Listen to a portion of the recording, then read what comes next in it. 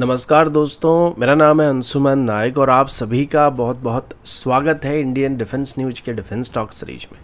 जहां पर हम रोज नए नए डिफेंस अपडेट्स के बारे में बात करते हैं। तो चलिए देर न करते हुए आज की वीडियो शुरू करते हैं।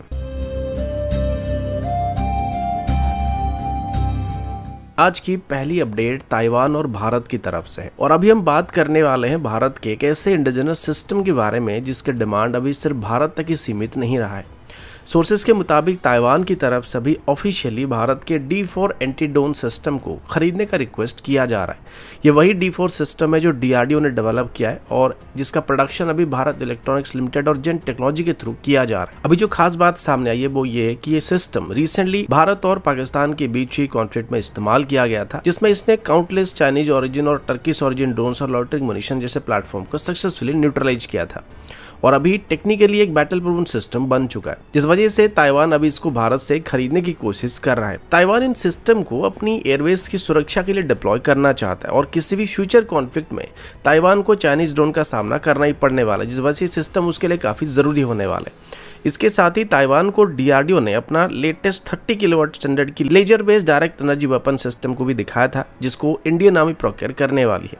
ये direct energy weapon system drones को 4 से 5 किलोमीटर की दूरी से ही आसानी से मार के गिरा सकता है। ताइवान की तरफ से अभी इस लेजर टेक में काफी इंटरेस्ट दिखाया जा रहा है और कुछ रिपोर्ट्स के मुताबिक अभी इन सिस्टम की टेक्नोलॉजी ट्रांसफर या जॉइंट कोलैबोरेशन पर डिस्कशन वगैरह शुरू किया जा रहा है। अभी तक भारत ने डिप्लोमेटिक सेंसिटिविटी की वजह से ताइवान को डायरेक्टली आर्म को सप्लाई नहीं किया जाता है, लेकिन एक्सपर्ट्स का कहना है कि जब चाइना ओपनली पाकिस्तान को ड्रोन और सभी तरह के मॉडर्न वेपन को सप्लाई करता है जिनका इस्तेमाल पाकिस्तान भारत के खिलाफ करता है, तो भारत को भी इतना कुछ सोचना नहीं चाहिए। आज के दिन में D4 एंटी ड्रोन सिस्टम पहले से ही इंडियन आर्मी, इंडियन नेवी और इंडियन एयरफोर्स यानी कि हमारी तीनों सर्विस में डिप्लॉय किया जा चुका है। ये स्टैटिक और व्हीकल माउंटेड दोनों कन्फिगरेशन में अवेलेबल है, जिस वजह से ये एक वर्सेटाइल और रैपिड डिप्लॉयमेंट वाला सिस्टम होने वाला है। ताइवान के अलावा आर्मेनिया और वियतनाम जैसे देश भी अभी इस सिस्टम को खरीदने के लिए इंटरेस्ट दिखाना स्टार्ट कर चुके हैं और अभी भारत इलेक्ट्रॉनिक लिमिटेड की तरफ से इसकी एक्सपोर्ट डिमांड को देखते हुए इसकी प्रोडक्शन को भी स्केल अप करना स्टार्ट कर दिया गया है। अगला अपडेट भारत की एरो इंजन डेवलपमेंट प्रोग्राम की तरफ से और अभी भारत के सामने एरो इंजन को डेवलप करने के लिए जो सबसे बड़ा प्रॉब्लम होने वाला है वो ये है कि हमारे पास अभी तक कोई भी फ्लाइंग टेस्ट बेड मौजूद नहीं है, जिस वजह से हमें इंजन की क्रिटिकल टेस्ट को करने के लिए रशिया के ऊपर डिपेंड करना पड़ता है या फिर फ्रांस के ऊपर डिपेंड करना पड़ता है और इसमें काफी सारा वक्त लगता है। इसी के चलते अभी GTRE की तरफ से इंडियन एयरफोर्स के एक IL-76 एयरक्राफ्ट को फ्लाइंग टेस्ट बेड के तौर पर इस्तेमाल करने का प्रपोजल दिया गया। ये प्रपोजल अभी फाइनल अप्रूवल के बिल्कुल करीब पहुंच चुका है, जिसका मतलब है कि भारत अपने इंजन टेस्टिंग करने के लिए रशिया के ऊपर डिपेंड नहीं करने वाला। प्रॉब्लम ये है कि रशिया के IL-76 टेस्ट बेड का इस्तेमाल करने के लिए अभी भारत को मिनिमम 9 से 10 महीने तक वेट करना पड़ता है, लेकिन अगर इंडियन एयरफोर्स के IL-76 एयरक्राफ्ट को टेस्ट बेड के तौर पर कन्वर्ट किया जाता है तो इंजन की फ्लाइट टेस्टिंग का कंट्रोल हमारे हाथ में ही रहने वाला है, जिस वजह से डेवलपमेंट का टाइम और कॉस्ट दोनों यहाँ पे सिग्निफिकेंटली रिड्यूस किया जा सकता है। IL-76 एयरक्राफ्ट का सिलेक्शन इसलिए भी किया जा रहा है क्योंकि इसमें 4 इंजन मौजूद होते हैं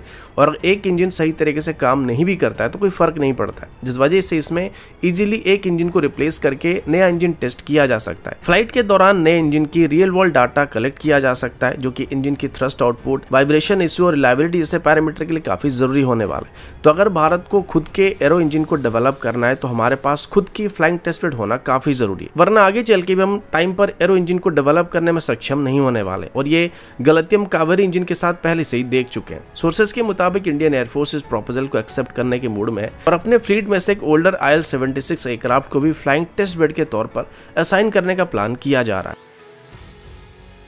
अगला अपडेट एक हिस्टोरिक एरियल किल के बारे में, जिसमें इंडियन एयरफोर्स ने S-400 एयर डिफेंस सिस्टम का इस्तेमाल करके पाकिस्तानी एयरफोर्स के साव एरिया AWACS एयरक्राफ्ट को 280 से 315 किलोमीटर के बीच के डिस्टेंस में शूट डाउन किया था। ये इंसिडेंट ऑपरेशन सिंदूर के दौरान हुआ था, जब इंडियन एयरफोर्स के 501 एयर डिफेंस स्क्वाड्रन ने S-400 सिस्टम के जरिए पाकिस्तानी एरिया AWACS को पाकिस्तान की एयरस्पेस के अंदर ही न्यूट्रलाइज किया था, जो कि डीप पाकिस्तानी एयरस्पेस में सर्वेलेंस मिशन को परफॉर्म कर रहा था। इस किल ने दुनिया का सबसे लंबा surface to air missile kill का रिकॉर्ड तोड़ दिया है और अब तक का longest confirm surface to air missile kill बन गया और ये बात भारत के लिए नहीं बल्कि रशिया के लिए भी काफी गर्व की बात होने वाली है। पाकिस्तानी एयरफोर्स के लिए सबसे बड़ी दिक्कत ये कि उनकी एरिया AWACS एक हाई वैल्यू टारगेट था जिसका काम इंडियन एयरस्पेस में मूवमेंट को मॉनिटर करना था और पाकिस्तानी एयरफोर्स एयरफोर्स फाइटर को डायरेक्शन देना था। लेकिन इसके डिस्ट्रॉय होने के बाद पाकिस्तानी एयरफोर्स ने अपने सभी अवेक्स और सिग्नल इंटेलिजेंस प्लेटफॉर्म्स को बॉर्डर के 200 किलोमीटर के अंदर फ्लाई करने से रोक दिया। इसका मतलब है कि अभी इंटरनेशनल बॉर्डर के पास 200 किलोमीटर का एक no fly buffer zone create हो चुका है, क्योंकि पाकिस्तान को पता चल चुका है कि अगर वो इंटरनेशनल बॉर्डर के 200 किलोमीटर के दायरे के अंदर ऑपरेट करते हैं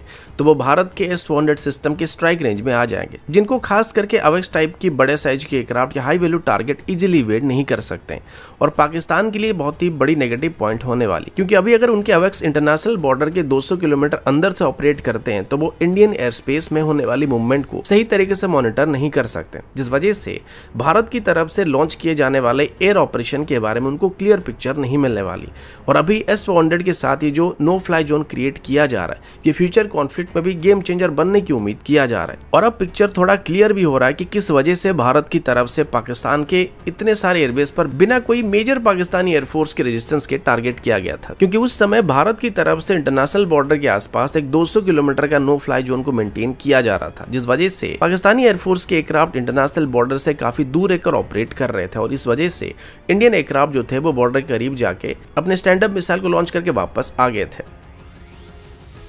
अगला अपडेट इंडियन आर्मी की तरफ से है। इंडियन आर्मी की तरफ से भी top attack anti tank mine को खरीदने के लिए एक फ्रेश RFI को इशू किया जा रहा है। यह RFI डिफेंस एक्विजिशन प्रोसीजर 2020 के तहत बाय इंडियन या फिर buy and make in Indian category के अंदर इशू किया जा रहा है, जिसका मतलब है कि इसमें इंडिजिनस या मेक इन इंडिया सोल्यूशन पर फोकस किया जाने वाला। ये मूव क्लियरली सिग्नल देता है कि इंडियन आर्मी अब अपनी एंटी आर्मर कैपेबिलिटी को नेक्स्ट लेवल पर ले जाना चाहता है। और ये जो top attack anti tank mines होने वाले, इनको बॉर्डर एरिया में खास करके राजस्थान और पंजाब सेक्टर में दुश्मन की टैंक मूवमेंट को रोकने के लिए काफी अच्छे तरीके से इस्तेमाल किया जा सकता है। अब top attack anti tank mine क्या होते हैं? ये ट्रेडिशनल माइन से थोड़ा अलग होता है। नॉर्मल माइन टैंक के नीचे से ब्लास्ट करते हैं, यानी कि जब टैंक इनके ऊपर से गुजरता है तो ये ब्लास्ट कर जाते हैं, लेकिन जो ब्लास्ट होता है वो टैंक के निचले पार्ट में होता है और इस वजह से टैंक का जो निचला वाला पार्ट होता है उसको काफी स्ट्रॉन्ग बनाया जाता है। लेकिन टॉप अटैक माइन टैंक के सबसे वीकेस्ट एरिया यानी कि टॉप आर्मर को टारगेट करते हैं। ये माइन स्मार्ट सेंसर से इक्विप्ड होते हैं, जिसमें सिस्मिक, एक्यूस्टिक या मैग्नेटिक सेंसर भी मौजूद होता है, जो कि टैंक की मूवमेंट को डिटेक्ट करके टॉप डाउन स्ट्राइक को इनिशिएट करते हैं,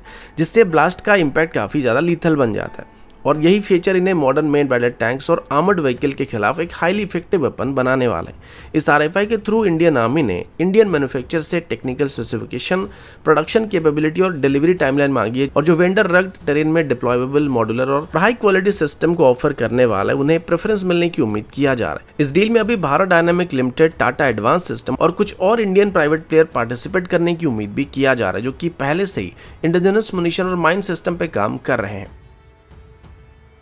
अगला अपडेट जेन टेक्नोलॉजी की तरफ से। जेन टेक्नोलॉजी जो कि सिमुलेशन बेस्ड डिफेंस सिस्टम और इलेक्ट्रॉनिक वॉरफेयर सोल्यूशन को प्रोवाइड करने के लिए जानी जाती है, अभी इंडियन आर्मी की तरफ से कुछ ऑर्डर हासिल करने की उम्मीद कर रहा है, क्योंकि अभी तक जेन टेक्नोलॉजी की तरफ से इंडियन आर्मी को जिन एंटी ड्रोन सिस्टम को डिलीवर किया गया था वो ऑपरेशन सिंदूर के दौरान अपनी परफॉर्मेंस को प्रूव कर चुके हैं और अभी एक battle proven anti drone system बन चुके हैं। इस सिस्टम की खास बात यह है कि इसमें 3 लेयर्ड कैपेबिलिटी प्रोवाइड किया जाता है, जिसमें डिटेक्शन के लिए रडार और इलेक्ट्रो ऑप्टिकल सेंसर का इस्तेमाल किया जाता है, ट्रैकिंग के लिए AI बेस्ड एल्गोरिथम का इस्तेमाल किया जाता है और न्यूट्रलाइजेशन के लिए इसमें RF जैमिंग के साथ हार्ड किल ऑप्शन को प्रोवाइड किया जाता है। और इसे इंडियन आर्मी की एग्जिस्टिंग एयर डिफेंस गन के साथ भी इंटीग्रेट किया जा सकता है, जो कि बाकी एंटी ड्रोन सिस्टम के मुकाबले थोड़े फ्लेक्सिबल है और इसकी वजह से हार्ड किल ऑप्शन को और ज्यादा कॉस्ट इफेक्टिव और प्रैक्टिकल भी बनाया जा सकता है। अभी इंडियन आर्मी, एयरफोर्स और नेवी तीनों सर्विस एक्टिवली अपनी लो अल्टीट्यूड एयर डिफेंस कैपेबिलिटी को मजबूत करने की कोशिश कर रहे हैं और इसी कॉन्टेक्स्ट में अभी जेन टेक्नोलॉजी की तरफ से डेवलप किया गया इंडिजिनस सोल्यूशन एक सुइटेबल ऑप्शन बन सकता है। जेन टेक्नोलॉजी की तरफ से अपनी सिस्टम को मॉड्यूलर और स्केलेबल दोनों बनाया गया, जिसका मतलब है कि इसे अर्बन एरिया में, बॉर्डर आउटपोस्ट में या फिर मोबाइल कॉन्वॉय के साथ भी डिप्लॉय किया जा सकता है। इस सिस्टम इलेक्ट्रॉनिक वॉरफेयर और